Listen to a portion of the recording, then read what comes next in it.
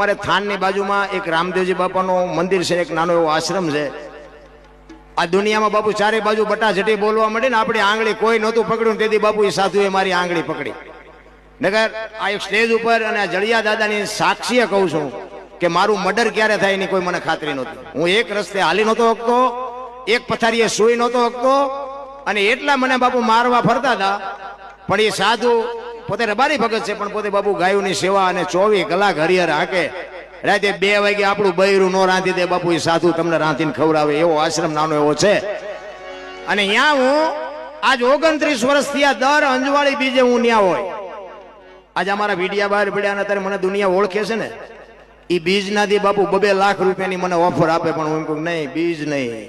એ તો ઓલો મેં કીધું ફોન કરાવે છે કે બેટા મારા હું તને આગળ લઈ આવ્યો છું, તું 2 લાખની લાલચમાં જાસ કે નથી જાતો? 2 નહીં, પણ મેં કીધું મારા ભારોભાઈ રૂપિયા આપો તો મેં કીધું હું નહીં આવું, બીજ ના દે નહીં.